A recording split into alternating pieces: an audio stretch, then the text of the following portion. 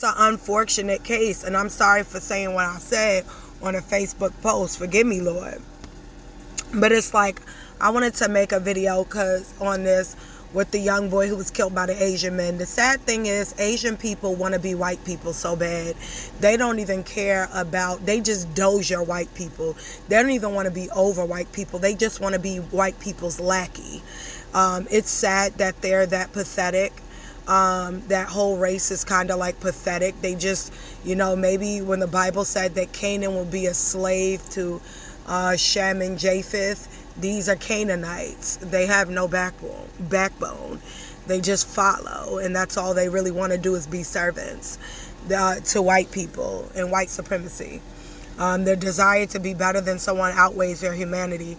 He said he had a right to do what he did. Well, here's my solution to the black community. Are we going to just sit back and cry about it? Or are we going to actually start doing something about it? Are we going to put foot on the ground where our men become more militant and actually go in every state and actually weaponize themselves, group up, right? And arm themselves to protect our boys and our girls as they go to school, open up more stores that we don't have to do business with Asian and white people? What are you going to do?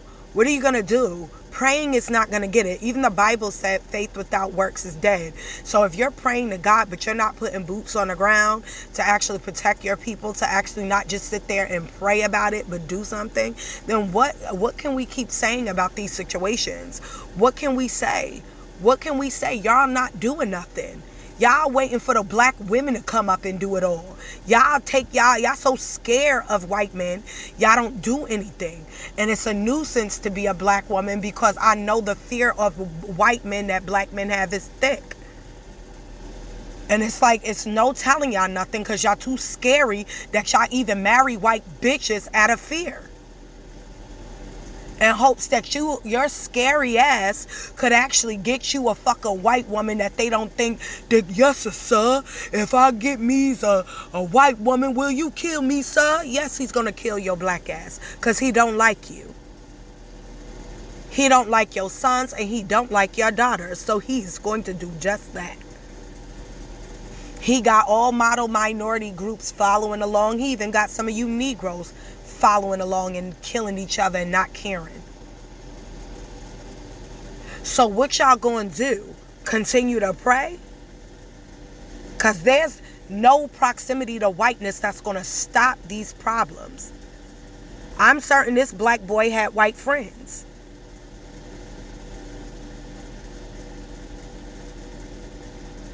Your proximity to whiteness will never change what society is trying to implement. White supremacy is out, but these white people don't even want to let it go. They want to re-spark white supremacy so bad when the elites know that white supremacy is obsolete. Because it's really about the have and have nots. And they just trying to give white people an outlet so white people don't look to them to confront them about what they're doing to the global economy. They don't want them to look at what's going on in America. So they give them you to target. And white people like to be brainwashed and they like to be tricked and lied to because they're not really willing to stand up and do anything about the government takeover and how the government don't give a fuck about them and the dollar for real and helping them survive and make it. So what the rich white man does is make it easier to swallow for the poor white man by giving him a black man to take advantage of. Like, what's that president said? Lyndon B. Johnson. If I give a poor white man, make a poor white man think he better than the best black man, I'll pick his pockets and he won't notice. And if I give him even somebody to be better, then he'll pay me. Somebody said it on Facebook. A white man would pay $8 in gas just to discriminate against black people. This is how big of a loser the whole race is. I don't care. Yes, I say that boldly. You are a loser that you won't even care about the elites that's destroying America because you too busy trying to fixate and worry about black people and making a condition that seem like you better than black people. That's so dumb. You care more about the image of looking like you better than black people than to actually defend your country and stand up for your human and civil rights. You so worried about a fucking chud Oh, Chud, just so you, what they, all he doing is distracting y'all from the problems that's really occurring. All this is your racism is a distraction because you too cowardice against your own people that's in government to stand up while they take away your human and civil rights. You believe they just trying to do it to black people. When COVID-19 happened, they was doing it to every person. They didn't exempt white people. You were being put out of stores too. When the economy increased its inflated its dollar, you're not paying less hating black people. You're paying just as much and more. When police go to communities, they may go into black people and give us more tickets, but I seen nothing but white people in a lot of these places. Why? Because if they ain't got black people to get money from, they're definitely going to come to you. But y'all trying to be distracted by pretending like racism and white supremacy still exists through treachery, of course. No merit, no competition. Your best line of defense for thinking that you're better than somebody is to hurt them. You're not. You're just a loser with a gun and a bad temper. You're a loser, though, because it's no merit. You didn't gain anything. You didn't gain any momentum. You didn't make anything. There's no progression. You didn't solve anything. You didn't create generational wealth from hurting a black person. You didn't do anything. You're still a loser who has to work a 9-to-5 or be in prison for the rest of your life. It doesn't matter. You still suck. You had a 100-year head start, and the only thing you can equivalent is, the only thing you have for merit is killing a black person. Whoop-de-doo. You do the same thing as diabetes. Wow. You're so great. You competing with brain dead diseases to get on the merit list of death. We're like, you're corny. Like, kill yourself. Like, if that's the only thing that you have for merit, you need to go pull a trigger already to yourself, because it doesn't even make sense. Right? It's illusory. What is this Asian man going to do? He gets innocent. What did it gain him anything when he killed the black boy? What did it gain? People saying, oh, you killed the black boy, and then here today, going tomorrow. It's not going to make him richer. It's not going to stop inflation. It's not going to stop these laws. It's not going to keep him, a citizen. He didn't gain it. It's not going to make him married. It's not going to get any children. It's not going to gain any generational wealth. His kids aren't going to go to any Ivy League schools. It didn't do anything for real to do it. Like, what was his whole point? You know what I mean? What was his whole point? He didn't gain anything doing it. Did it make him an inch taller? Did his dick grow any bigger? No, he's still an Asian man with a toddler dick. And I'm disrespecting toddlers, because even their pricks are bigger than his. You know what I mean? So it's like, did it grow him a dick? No. Did it give him a hairline? Definitely didn't. Did it make him more attractive? Didn't do that either. So what was the gain? What was the gain? I'm not understanding. What did you win? Nothing, right? So all this racism doesn't really do anything. Doesn't make the women more attractive. Don't make the women get more money. Don't make the men grow a bigger penis. Don't make the women have better bodies. I'm just saying all the things it don't do. Don't make you more attractive. Don't stop inflating the dollar. Doesn't make the economy any better. Doesn't solve world hunger. Doesn't even do the basic necessities that's putting your kids into, better schools and better districts and Ivy League schools. Doesn't do anything. Doesn't invent anything.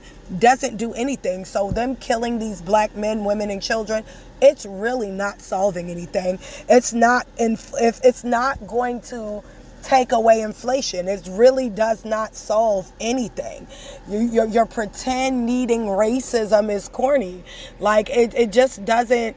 To me, I had to try to make myself invest in even talking about this topic, because I feel like white people just want us to get an uproar how we used to back in the day, so they can get this feeling of false superiority. Nobody cares, dude.